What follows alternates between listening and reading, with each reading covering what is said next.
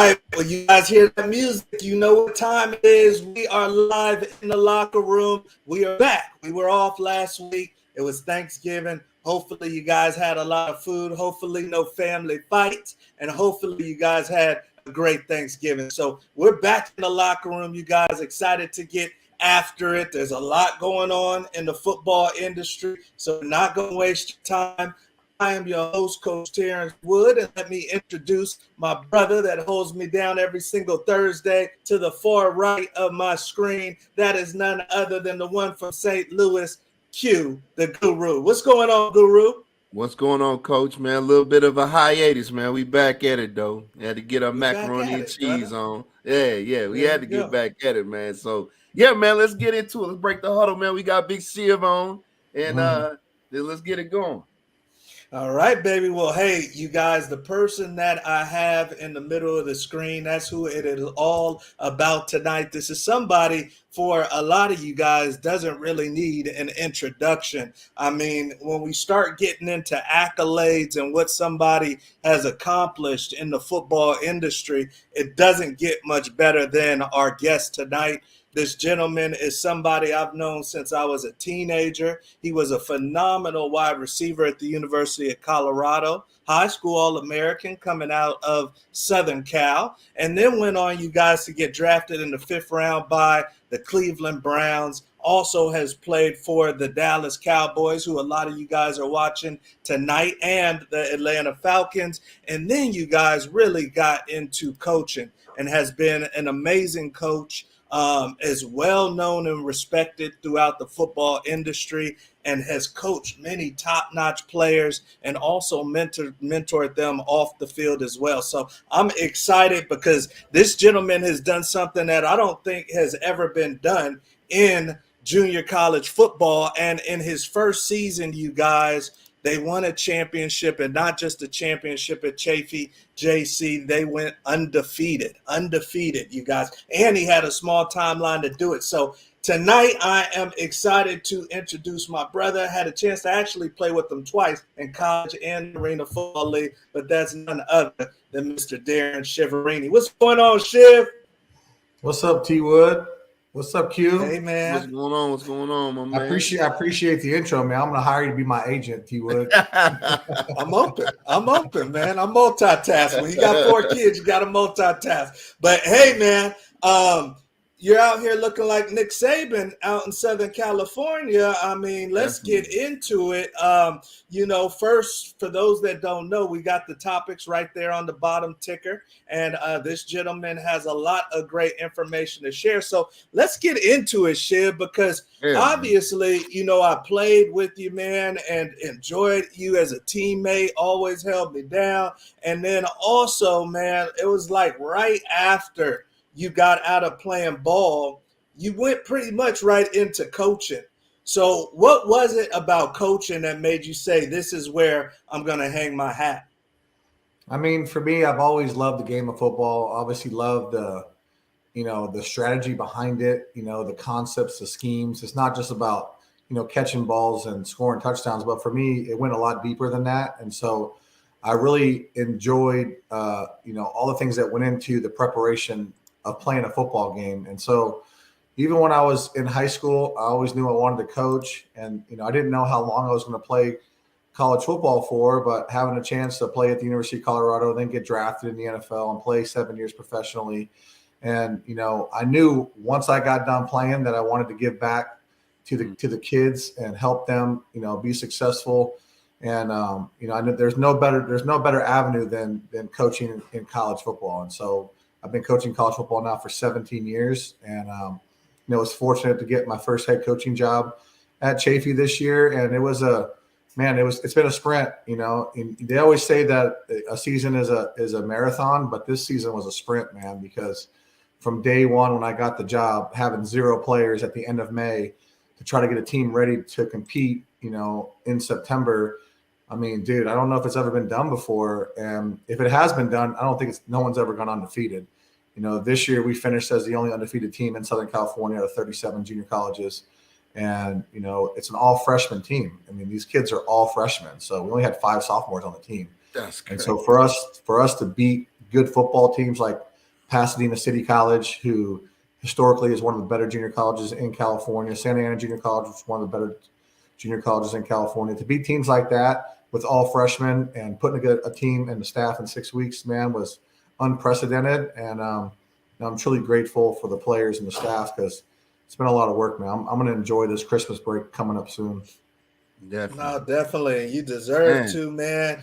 I mean, I saw the fast start and I was like, okay, she was getting out there. And then I'm like, okay, they haven't lost yet. And then it's like, are they one of the best teams in the country? So it's been amazing, man. And definitely you deserve to be applauded. And let's talk about it. I mean, the keys to success, because there's a lot of new coaches each season. It comes with the territory.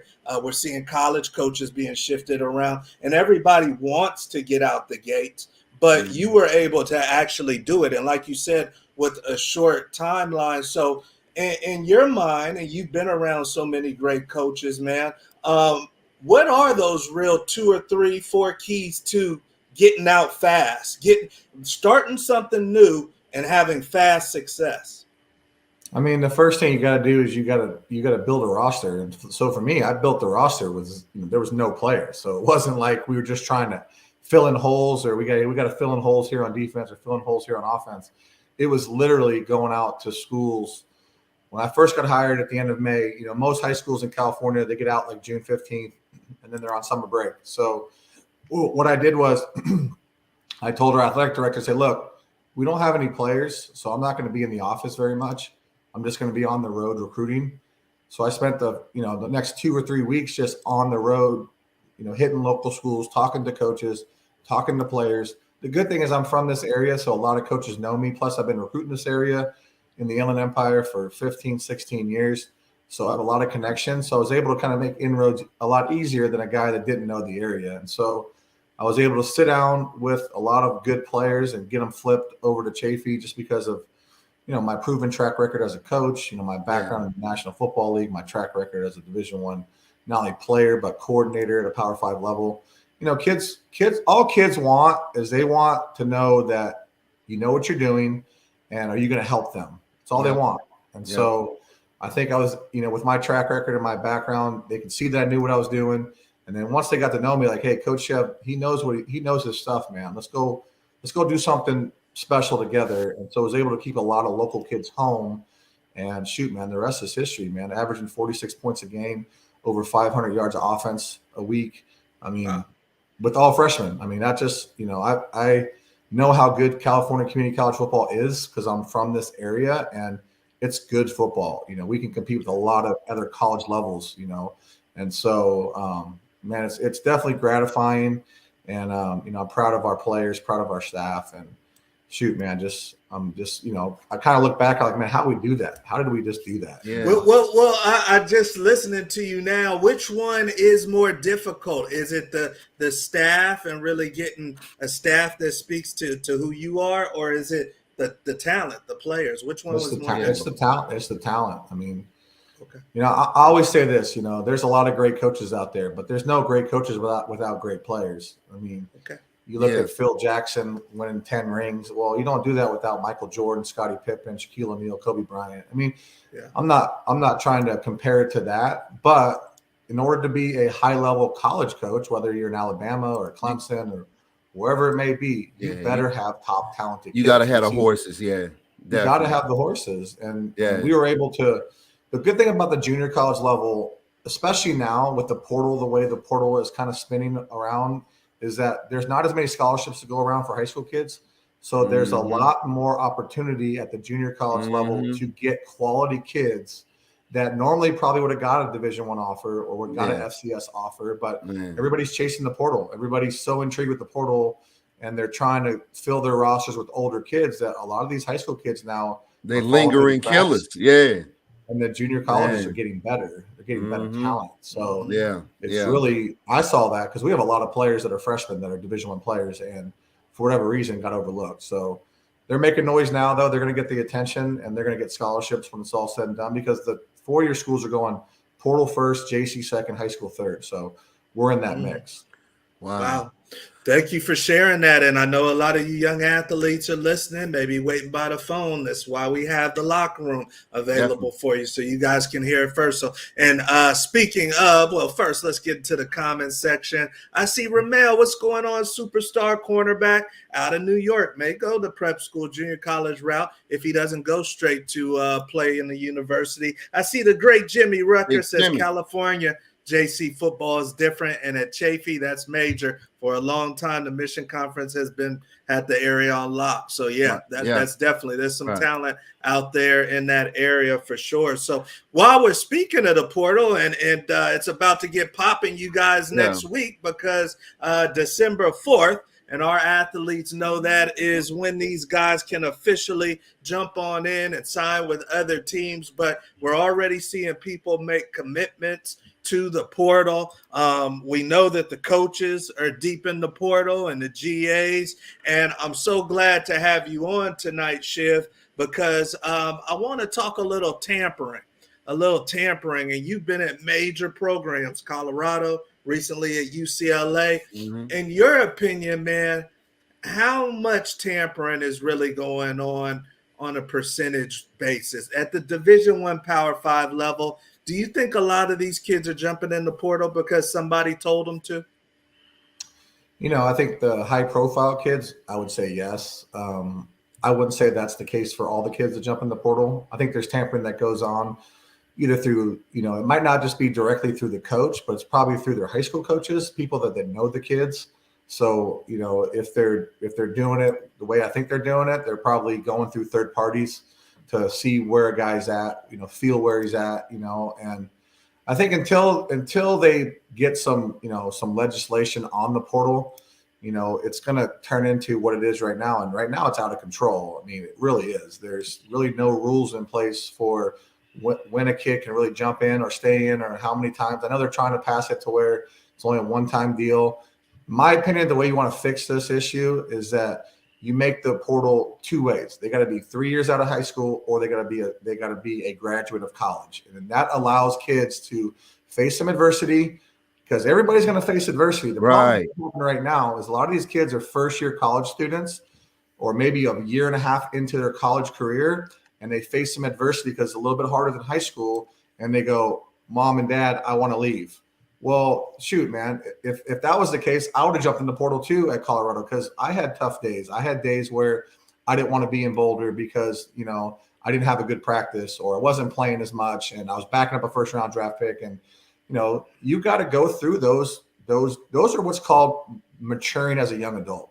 Yeah. And I think the problem that we're having right now is that when these high-profile kids get recruited, recruiting is not reality. Recruiting is not what real life is about. When you go on these recruiting trips and they're paying for these $500 steak dinners, and you are getting shown all the bells and whistles, and everybody tells you how great you are, then all of a sudden it's like that movie, The Program. You guys know the movie The Program, when he steps off the bus? Yeah. Man, where's everybody at?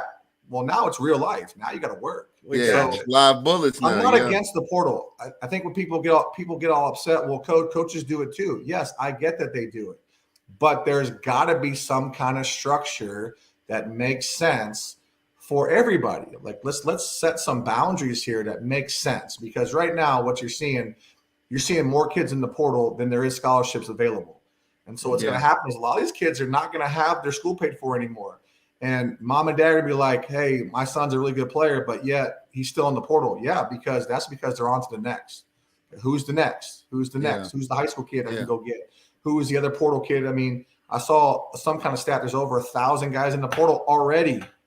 I mean, there's not enough scholarships to go around, man. Some people are getting a lot of bad advice on this. Now, is it good for some players? Sure it is. Sure it's good for some players, but I don't think enough people are doing their homework when they jump in. Now, do I think there's some backdoor tampering going on? Of course there is. I mean, it happens in the NFL when those guys are tampering with free agents. So you don't think it goes on in college? Of course it does. It's just a matter of who's doing the tampering. Yeah. And I think what's your opinion, Q? Do you think you have to tamper to stay ahead? I mean, the way it's looking. I mean, to me, I'm more biased. I mean, Shiv T. I mean, you know, man, I'm always gonna be again. I'm glad y'all are coming back home to the Big 12.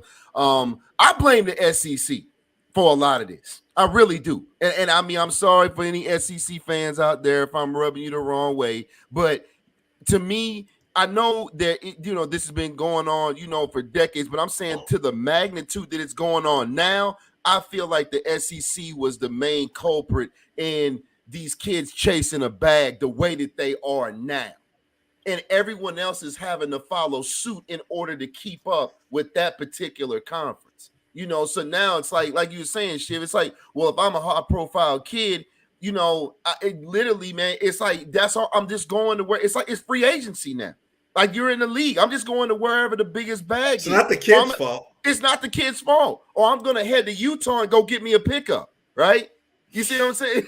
You're right. So it's one of those things where, man, absolutely, you got to put some type of parameters. T, we were just talking earlier, God bless Big Dave, my man. He's been on, man, great guy, but I mean, DJ's dipping out again. Where he's headed, we don't know. Great kid, but I guarantee it's a bag behind that move. Let's be real. We know that. Going from Clemson to Oregon State, it's a bag behind that. He's a high-profile kid, so they have to put some type of parameters on it because, to me, ultimately, man, the high school kids are the ones that are going to be hurt. Coach Prime said that too. And Shiv, the good thing about it is where you're at this, like you said, you're going to have some bona fide killers that are just somehow available because of this same thing, Yeah. So, yeah, man, we'll see how this pans out, man, but it's going to progressively get more and more out of hand. And speaking of what Q the Guru would call a bona fide killer, I see you, young Sadite Green. That is a cornerback that's in our program, but actually playing for Coach Shiv. Started this year, made all conference, bounced back from Arizona State. Now he's going to eventually go off to another great program. So he's a champion too. And we see you, Sadite. Thank you for joining us, superstar. So let's go on to the next topic, you guys, because this is in line with what we're talking about. And really, you guys, this is trending. This is for you young athletes. You guys live in one hell of a time. But the head coach of Nebraska, Coach Rule, says you need $1 to $2 million, Q. You need $1 to $2 million, if you want a great quarterback out of the portal, a Power 5 bona fide quarterback that can keep your team in the mix. We were just talking about DJ. So, Shiv, I mean, come on, baby. Give us the sauce. You're fresh out of being around this type of environment. Is Matt Rule talking the truth, or is he embellishing a little bit? No, he's talking the truth. And that's the issue.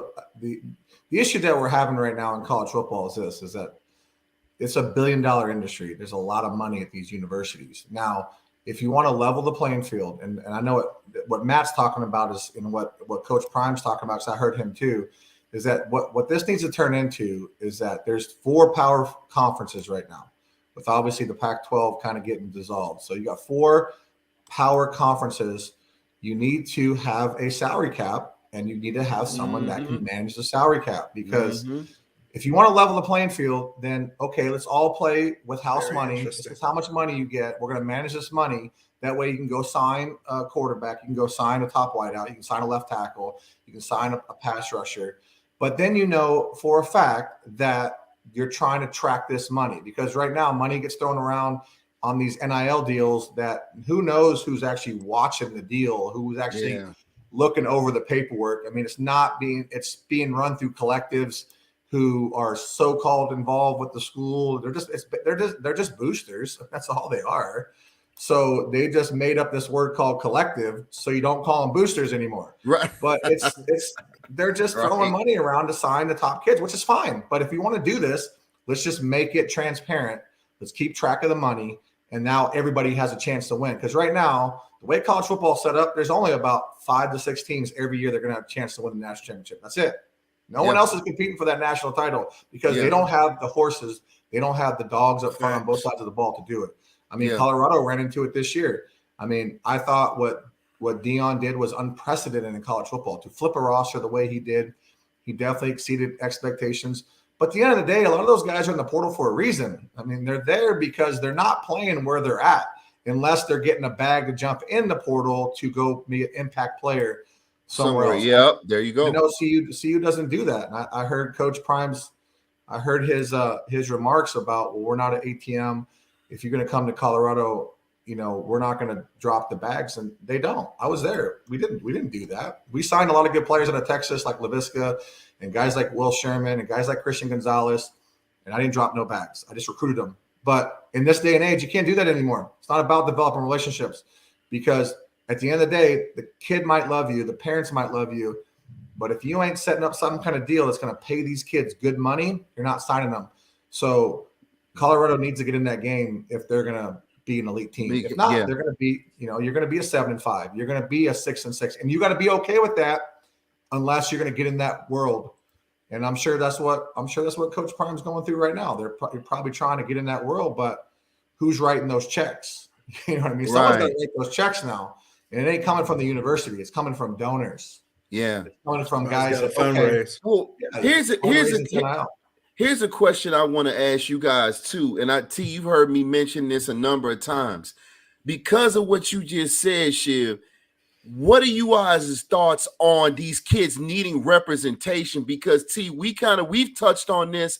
I think this was way earlier in the season where these kids aren't reading the fine print of these NIL deals, right?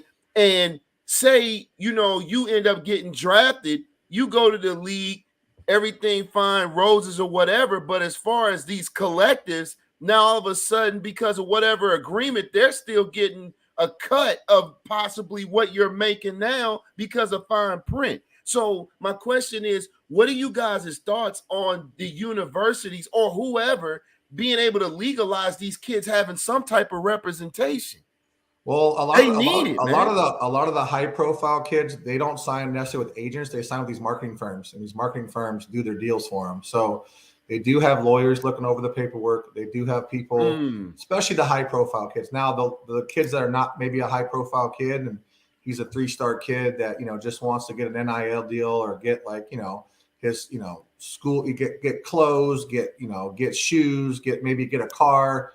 I think those are a little bit lower level deals, but the high profile deals, these 5-star recruits, these offensive and defensive linemen, they have representation. They might not be signed with agents, but they're signed with some kind of firm that's going to look over these deals. So that is getting done. So you mean to tell me, like, if we look at the screen now, these are the top quarterback, and you're familiar with Dante Moore being at UCLA last year, but you're looking at Dante Moore, Will Howard, Riley Leonard, Tyler Van Dyke from Miami. These are some of the top names, Shiv, that are quarterbacks in the portal. You mean to tell me these young men that I'm staring at now are going to get upwards of $1 million to choose a team? Oh, for sure. Yeah, wow. They might get more than that. I mean, they might get more than that. You saw the stuff with Cam Ward having 10 $1 million deals on the table. I mean, yeah. And I mean, listen, at the end of the day, I mean, a lot of these collectives and a lot of these boosters that are at these high profile universities, $1 million to them is not a big deal. I mean, you're talking about guys that have hundreds of millions of dollars, and some of them are probably like borderline billionaires. So, that's not a big deal to them. And the schools are making, what kind of money they're making off these TV contracts? Talking $70-80 million a year. A year. Yeah. So it's big business. And if you're talking about a quarterback, which is, in the NFL, that is the franchise market, paying those guys $100 million over the course of a contract. You don't think paying $1 million for a high profile kid that's going to raise the visibility of your football program, which is going to increase your revenue, which is going to increase enrollment. I mean, yeah, it's a no-brainer. Wow. True. There you go. And we all know at our alma mater, Shador stands to make a pretty penny up at CU. So let's go on to our next topic, and that's going to be an ongoing one. And for you family, members out there of these kids. They need to be protected if you get a kid in this type of situation like you. But this is real time. This is real college sports nowadays. So let's get into our next topic, you guys. And we appreciate the championship undefeated Coach Darrin Chiaverini with us tonight. But the next one is choosing the right JC, Shiv, because you chose the right JC. And I checked Chafee's record before you got there, and it definitely wasn't nowhere close to what it was this year. But let's say I'm a young student athlete. I'm listening to you tonight. I'm getting interested in possibly going to junior college. Maybe I'm from an area, Shiv, that doesn't have junior college football. What should I be looking for, man? If I know I want to go somewhere after JC, really, what should I be looking for in a junior college opportunity? I mean, the first thing I'll say is this: if you graduate from a California high school, you're a student athlete on listening to this Zoom right now. If you graduate from a California high school, you come to Chafee for free. You're on scholarship. Okay, you qualify what's called the Panther Promise, and that's basically a Cal grant that pays for all your tuition. The only thing you pay for is your student fees, which are like $47 a semester. Also, if you qualify for any kind of Pell Grant money, that goes in your pocket. Okay, what a lot of like Division II schools don't tell those California kids is they take the Pell Grant money and they apply it to their scholarship. So you should come to it. If you're a California kid on this call and you want to play high-level college football and you want to get developed at a high level, come to Chafee. It's not going to cost you much money. Plus, if you're a Pell Grant kid, that money's going to go in your pocket. You're going to have a head coach that is a former Power 5 coordinator, former Division I, athlete, former National Football League athlete. I know how this game works. I know how the profession works. It's not about what you know. It's about who you know. Yeah, I know I'm a good football coach, but I'm the best recruiter in the country. You come play for me. We're going to win a lot of games. We're going to win championships, and I'm going to get you placed at a school. My goal for players that play for me is this. Listen, you're not all going to get Division I scholarships. My goal for you is I'm going to get your school paid for, whether that is Division I, whether that's Division II, whether that's NAIA, it's FCS, whatever that is. Our goal for you is we're going to try to maximize your potential here at Chafee, play good football, develop you on the field, off the field, but also put you in a position to get a scholarship. And that's my job. I'm also the play caller. Yeah, I'm the head football coach, but I call the offense. I coordinate the offense. I develop what we do. You're going to get coached at a very high level, and we're going to train on and off the field at a very high level. Well, that's amazing. I don't know right what else there. you parents need to hear on that. If I'm a receiver quarterback or if I'm on O, I don't know what else you need to hear. It's at 40 points a game. I'm telling you. So also tell me this though, Shiv, as far as academics, like, is there something I should be looking for academic? Are all junior colleges created equal from that standpoint? Well, I mean, here's the misconception about junior college as opposed to a four-year university. A lot of kids want to go walk on to like a UCLA or walk on to an SC or walk on to a San Jose State. Here's what parents have to understand. The first 2 years of any institution, whether you're at Chafee Junior College or you're at UCLA or you're at Colorado or you're at SC or you're at Texas Tech, you're going to take what's called general education classes. So basically what you're taking is math, English, history, science, a couple of electives that you want to kind of dabble in that maybe is going to go towards your major, but you're taking the same classes. So why go to a four-year university and walk on and pay thousands of dollars? I'm talking $20,000, $30,000 when you can come to Chafee, get your school paid for, take the same classes you're going to take at a four-year institution, put yourself in a position to actually play and not be a walk-on and just be on scout team, put out good film. I tell players all the time, if you pass your classes and you put out good film, I will jump on the table for you, but I will not lie for you. Okay, I'll meet you halfway. I'll meet you in the middle, but you got to do your part too. Okay, because I can't just wave a magic wand and say, "Hey, this guy's a good player." Yeah. I said I will never lie for a player. I'm gonna tell the truth. But if you do your job at a high level, man, I'll jump on the table for you. I've done it for a lot of guys, and we've had a lot of guys over the years get scholarships. I mean, I've been at Division I level the last 10 years. But I was a junior college coach before I went D1, so I know how the system works. I know how to matriculate people through the system and put them in positions to be successful and get scholarships. And that's why I'm here. I'm here to help people change their lives. Yeah, we're going to win a lot of games and we're going to win championships, but that's not my main goal. My goal is to help kids.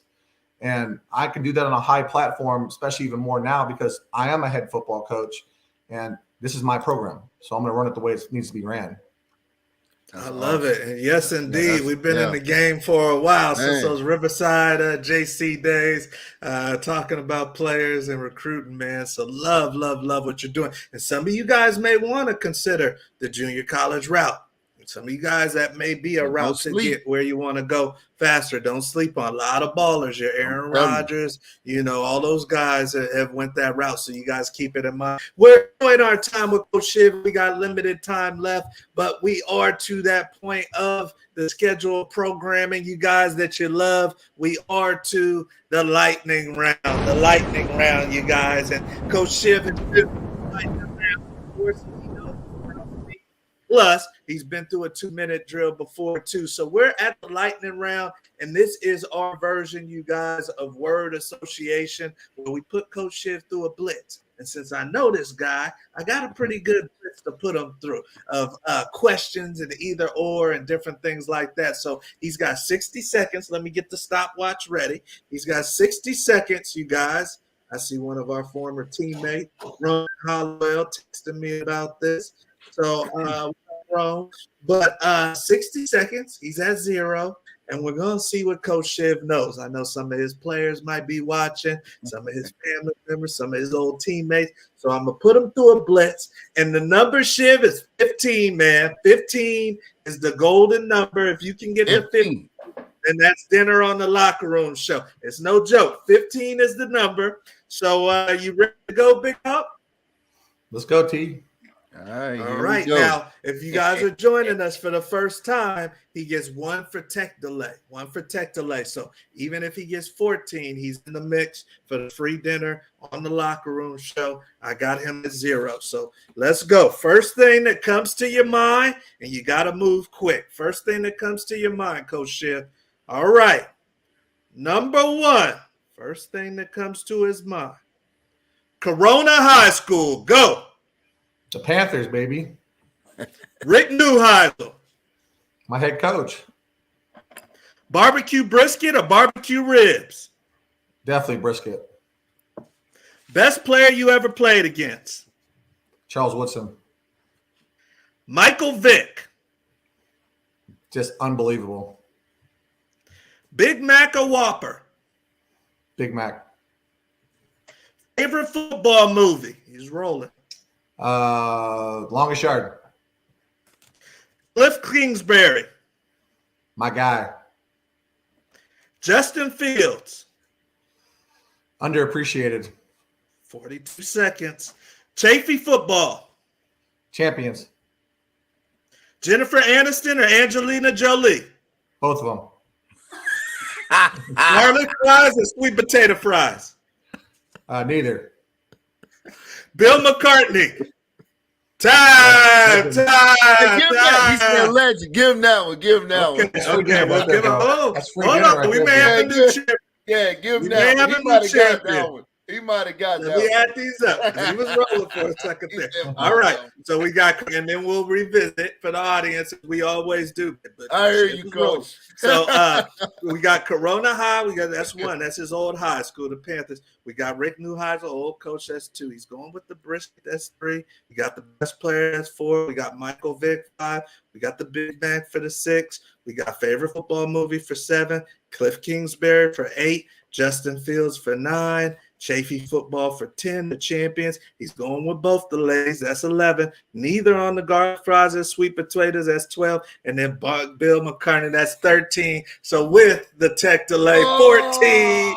14. He was right there. He was cooking. It's not as easy as people think. I already see people in the comments section. So let's revisit. Let's revisit these babies. Of course, Rick Neuheisel. He was our coach when we first got to see you.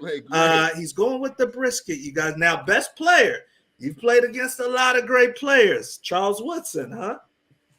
Yeah, he was phenomenal, man. I played him against him a couple times when I was at Colorado. We played Michigan.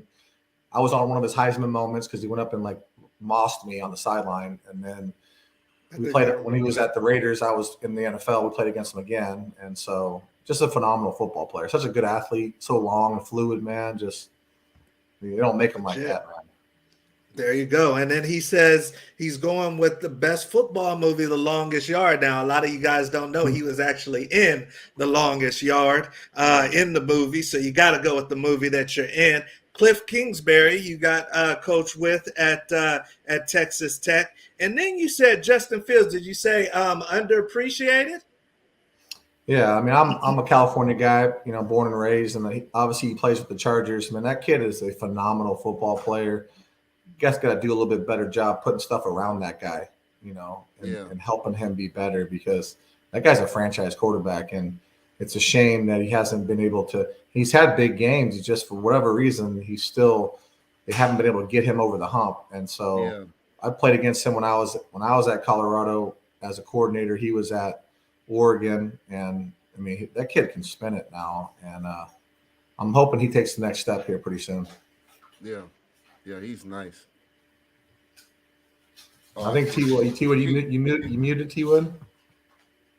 Okay, sorry about that. Yeah, you're talking Justin Herbert. I said Justin Fields with the Bears. Oh, Chicago. Do you feel the same way about him, or no? I think that I've watched a lot of film on Justin Fields at Chicago, and obviously when he was at Ohio State, and I think that kid is also underappreciated. I don't think they've given him a chance to develop. They got to put him in a system that plays to his strengths. I mean, the kid can throw the football. He's athletic. And, for whatever reason, they've surrounded him with these pro-style offenses that he's struggling a little bit. Yeah. I think you got to hire a coordinator that has some college influence that can help Justin take the next step, because he is a phenomenal football player. I mean, you saw it at Ohio State, and I get that he had good players around him, but everybody's got good players around him. They got to upgrade the receiver room in Chicago. They got to get him some protection up front. And they got to get him with a coordinator that has a lot of college influence with some RPOs, some stuff to put him in space. And if they do that, that kid will take off, man. That kid's a phenomenal talent, man. I agree with you, Shiv, but the tape that I've looked at, it seems like a little bit, and again, that goes back to finding the right coordinator, but he struggles going through progressions. And I think that, I think they're making him think too much, though. Yeah, I can agree with that. I'm a play caller. I've called plays for a while, and I also know that you're going to have different types of quarterbacks. You can't coach them all the same way. That's true. So agree. If you're making a quarterback think too much, and if he looks confused on film, I mean, he's probably confused in the meeting room too. No. So you gotta help. You gotta help the kid. I think the kid I think he has a talent. I think he has a skill set. I think they got to give him a chance with the right coordinator and the right skill around him. Yeah, I can agree with that. I love it. And we've got some people coming in the chat. I see your question. David, we'll get to that. Wife is coming in saying one word answers is key. Jimmy Rucker's coming in, says both of them. Give them 2 points for that one. So we got 15. That's free dinner, bro. we hear you, Big Jimmy. So we're on to our last part of the show, you guys, and that is our Q&A question. So if you do have a question for Coach Shiv, feel free to put it in the comment section. David, I'll get to yours here in a second. But I know the great Q, the guru, has a question for you, Shiv. So, Shiv, I guess the question I want to ask you is, man, to be able to accomplish that, I mean, with all freshmen, how did you get everyone to gel that damn quick? Like, that's the thing about, I mean, you're a great coach, you're experienced, I get that, and but how did you get them to gel that quickly, man? Because usually you're talking about, and I mean, we know it, usually you'll see guys don't start hitting their stride until mid-season, and it's like y'all came right out the gate gelling and just clicking. How did you do that with all pups? I mean, the thing that's fortunate about the junior college level as opposed to the Division I level, like in the Division I level, in the summer you don't get much time with the kids. They're usually with the strength staff. They're just working out until you get the fall camp. Now, what's different about the junior college level is I get the job in May, and so we get to summer football. So in California, you get what's called like summer football practice. So I had 15 practices with these guys before we even went to fall camp. So I was kind of able to have like a early spring ball before hitting fall camp. So I was able to kind of install the systems, get them in the classroom every day. We met Monday through Thursday, for 6 weeks, man. And we were grinding, man. We grinded as a staff. We grinded, these kids, but they were receptive because they wanted to get better. And so I thought that time with those players was invaluable. And then so when we hit fall camp, they already knew the systems by the time we hit fall camp. So then it's just a matter of getting your timing down, getting your rhythm down, getting them in shape, getting them physical to come play, a college football season. And, we got fortunate to get some of these players that are really good football players. Our quarterback, Darrin broke the school record with over 3,300 total yards of offense, 33 touchdowns. Our running back, set a school record with 1,200 yards. Is he a freshman or a sophomore? All freshmen. Yeah, all freshmen. That's what I'm saying. Yeah, man. Our tight end Jeremiah Beck had 40 catches this year. I mean, we hit on a lot of kids that probably in previous years when the portal wasn't around would have probably gotten FCS scholarships, or everybody wants to. Everybody's entertained with the portal right now, but you still got to do your evaluation. A good football coach has got to be able to evaluate talent in college. Yeah, because you have to have an eye for it, so you get the right guys. And I think right now with the portal, everybody's caught up with, okay, this guy's at Alabama or he's at Clemson. He must be a good player because he's in the portal. Not necessarily. I mean, you got to do your homework and you got to evaluate against everybody else. And so, we got fortunate getting some really good players this first year. That's awesome. Awesome. Wow, that's amazing right there. And I know we have a question from David, and let's see what that question is. Okay, is it smart to redshirt your freshman year? So I guess he's assuming he's going to college and has the scholarship. He's up there. What do you think about redshirt? And I know you didn't redshirt. No, but I think for linemen, it's critical for their development. Yeah. Now, it depends if they're going to a junior college, then there's also the possibility of what's called a gray shirt. A gray shirt means that you take under 12 units in your first year of college. So you haven't started your official clock. Once you take 12 units per full-time semester, then you start what's called your clock. You have 5 years to play for. And so if the question for David back to him is what level are you going to? If you're going to like a Division I level or an FCS level, then it wouldn't be a bad idea to redshirt. If you go to a junior college level, it's pretty smart if you don't feel like you're ready to gray shirt, because then you don't start your clock. And then you can get ahead in college with your classes, but also develop your body in the weight room. Nice. Great right there. So hopefully that helps you out, Big David, and he's a good player too. So it's going to be interesting to see where he lands. But no, this is and Jimmy Rucker says this man went undefeated at Chaffee. Do your research, see what's going on at Chaffee is remarkable. That's definitely true right there. Coach Paul's got a good question too, I see. Okay, let me see. Coach Falls says, what about Art Browse to see you as OC? I don't know. I don't know if that happened or no. I'm not touching that one, bro. Well, I honestly, I think it's going to be Byron Leftwich. That's what I think. I've heard that. I still think that they need to have some college influence. I think Shedeur is a really talented player, and you saw what he did. Can't do it by himself. Got to get some protection around him. But also, I do believe when they made the switch to the other coordinator with Coach Shermer, the production dropped off for everybody. So I think there's got to be a combination of what you're bringing in. The NFL game is very different, and I think that's what people don't understand. The NFL game, as opposed to the college football game, is a very different game when it comes to game planning and it comes to space.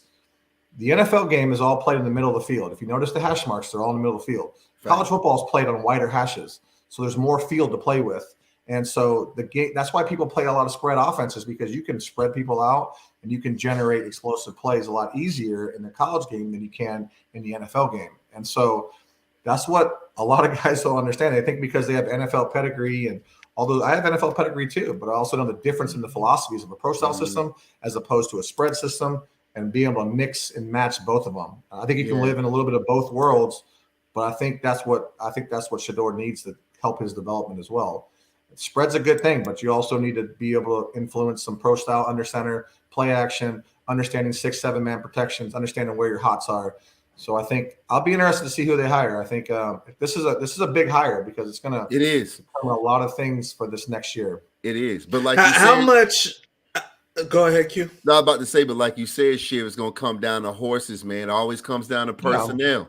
That's the limitation. The thing I was surprised when they made the move midseason is that I don't think CU had very many scholarship tight ends on the roster. So to make that switch, they made it, I thought was a little bit interesting. But I think Coach Prime knows what he's doing. He's building his program. Yeah, it's year I believe one. that. I think it's year one, and I think people kind of are overreacting to the fact that they didn't finish as well as they started. But it's year one of a massive rebuild. It's going to take 2 or 3 years. And if they're not in that game where they're putting together packages for the top players, they're not going to get them. I don't care how good of you can be an unbelievable. I'm an unbelievable recruiter. I'm one of the best in the country. But I'm telling you right now, the game is being played right now. I ain't getting them either, unless I got something to give these kids. Yeah. The good thing about I appreciate you being honest. The good thing about junior college football right now is that I know I'm a really good recruiter. I'm a good football coach. It's a level playing field because we're not dropping bags. We don't have NIL deals. So it's about, do you want to get developed? It's old school college football. Do you want to be developed at a level that's going to help your game get to the next level? And that's what college football used to be. It's not that anymore. It's free agency. It's putting together deals. It's putting together money, packages. They don't care about the development. They want to know, Coach, am I getting a Mercedes and am I getting $100,000 and am I going to be wearing Gucci suits? I mean, what are we talking about? Right. Long-term goals, man. Yeah. You already kind of took my next question right from me, and I want to get you out of here so you can enjoy your family. But I love your honesty. That's why we want you in the locker room show, and plus you've done it all. In your mind, Coach Chiv, especially when we talk about a quarterback or a running back, and let's talk Power 5, let's talk big boy ball. It's all big boy ball, but the highest level. Mm-hmm. Is there time to develop anymore? When I get this high school kid from Arizona and bring him to Oklahoma, how many interceptions can he really throw before I got to move on? Not the way things are set up right now in college football. That's why I said there's got to be legislation not only on the portal, but there's got to be legislation on the NIL. There's got to be salary caps in college football. It's not going to go back to the way it used to be. Those days are over. Yeah. So, but how do we move forward? Well, I think you've got to hire a commissioner over the Power 4 conferences, and there's got to be salary caps put in place. And then if you do that, then you'll see that there'll be a little bit more parity, and you'll have a chance to actually develop. But right now, you don't. Right now, it's about who has the most money, who can buy the best players, and who can win the most games right now so we can get those big deals for the college coaches, because that's where it's at right now. Until there is a big shift to the next step of really getting this thing on a level playing field, it's gonna keep seeing what you're seeing, and you're gonna keep seeing kids jump in. You're gonna keep seeing all these bags tossed around. And I'm not mad at the kids. I mean, if I was a kid and I was a top player coming out, I mean, I'm doing the same thing. Like, what can you give me, coach? Right, yeah. And you came from a family that could have used a couple of dollars, maybe. But if you level the playing field, and now everybody's playing with the same kind of money, it's going to get back to development. It's going to get back to, hey, who are the better coaches? Who can help me develop my game on and off the field? So in 3 years, I'm NFL ready. Because right now, everybody wants short-term gains instead of the long-term success. So there's got to be a shift in college football. It's going to come. I don't know at what price, but it's coming. It's just a matter of when it's coming. Yeah. I agree with you, because I feel like, and a lot of people, can beg to differ, but I feel like previous years were better coached because it was focusing on development and not just moving the kid along. And I mean, don't get me wrong, these kids are talented. I mean, like, you see the one-handed picks and all these crazy athletic plays, but I don't feel like that they're better coached. They're not better coached. You're not getting as much time with them, Q. Yep. That's the problem, because the coaches are under fire too to win right away. Can you win now? They don't want to hear about the 4-year rebuild. They want to know about the instantaneous.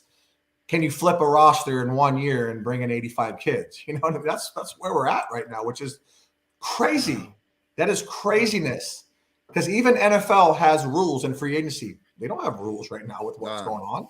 You have to play 3 years in pro football before you get to that restricted contract, or then unrestricted free agencies after your 4th year, depending on what round you're in. There's rules. There ain't no rules right now. One semester, I don't like it. Coach don't like me. I'm jumping the portal. That's where we're at. Yeah, that's where we're at, man. It's just it doesn't make sense, and it doesn't help the players, and the parents are uninformed a lot of times, and they don't know, and they're just trying to, hey, who can help me And they got the third parties in their ear, like, hey, your son's better than that. Have him jump in the portal. I got so and so. That's what's going on right now. Wow. Wow. Well, hey, that's why you guys come to the locker room every single Thursday, is because we bring in industry leaders, people who are really living this life, and they're telling you what's going on. And it doesn't get more honest than Coach Shiv. So, hey, brother, I love you. I appreciate you. Huge congrats, man, and much continued success, Shiv. Thanks to you. Thanks, Q. Appreciate you guys, man. Hey, Coach, let them know, man, where they can find you. Like I said, man, it's a lot of kids out there that would love to come play for you. So, let everybody know where they can find you, man. Like Coach Prime says, man, I ain't hard to find, bro. I'm on Twitter, man. Just at Coach Chev 6, man. Coach Chev 6. Follow me on Twitter. I'll hit you back. And listen, we're just scratching the surface. Yeah, we went undefeated, but I'm telling you, there's so much room for growth at Chafee. People are going to get developed at a level they want to get developed at, and they're going to be ready for a 4-year level if they come play here at Chafee for me. Yeah, he's got a hell of a pipeline growing, y'all. Y'all better look him up. You got a son as a baller. You better look him up. Definitely. You're doing some big things. Guys. So, hey, there you go. You better reach out. Go Buffs. See, I got my Go Buffs shirt on, man. Go Buffs. Go Buffs. So that is the great Coach Shiv, you guys. Amazing football player himself. But there you guys have it. What he's doing, Coach. Q.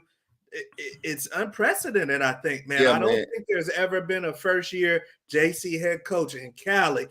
Cali, Texas. Yeah, that's where the JC ball is at. I don't think there's ever been one, man, that's went undefeated right out the gates. Not that I've seen. Now with a bunch of freshmen. Special. Absolutely. Now with a bunch of, all freshmen, like that's absolutely unheard of. But again, it's because he has, a lot of kids that were under the radar. And they're being well coached. That's the result you get. There you go. You see what I mean? So absolutely. And he's developing a pipeline. So as these freshmen move through freshman, sophomore, and move on to their, to even bigger and better things, there will be more and more come through Chafee, looking for opportunities, because they know if I go in, I make my grades, and I do what coach and the staff tells me, I'll get to where I want to get to, and I'll develop as a better man and as a better player. And that's all you can ask for from a staff. That's all you can ask for. We're in some crazy times, man, where, the kids in high school are being overlooked a little bit. We got millions of dollars flowing over here. Man. If you guys ain't coming to the locker room show, then I don't know what you're doing if you're serious about this industry, because it's moving and we're in it. And it's fast-paced for us. So definitely, you guys got to come to the locker room show to come get some sauce. So there you go. Make sure that you guys subscribe to our YouTube channel. Once again, we are here every single Thursday, 6:30 p.m. Pacific, 9:30 p.m. Eastern. Coach Wood and the Guru, and a special guest who has been deep in the industry, ready to give you guys some advice and share their stories. So tonight we had Coach Shiv. Next week, you're going to have to see who we got next week.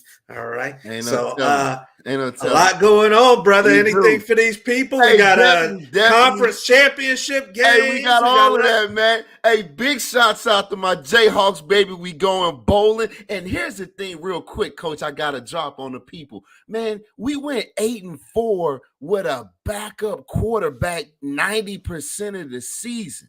But it goes back to great coaching. So big shots out to them. Good stuff. Hopefully we'll get our quarterback next year. Colorado Buffs, welcome back to the Big 12. About time. So love to welcome y'all back home. Right? We need a reboot.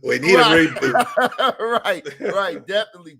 We loaded. Absolutely. But man, it goes quick, Coach. It goes quick, man. You go in the spring. And next thing you know, man, you right back into the summer, man, getting ready, preparing yourself, and then camp it's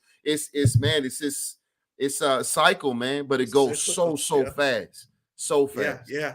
And some of you guys are getting ready maybe for championship games, state championship possibilities. Some of you guys are getting ready for recruiting trips. The great David Walker, who we've seen Sadai. You guys, so hey, stay focused, stay locked in, and stay coming back to the Locker Room Show every single Thursday.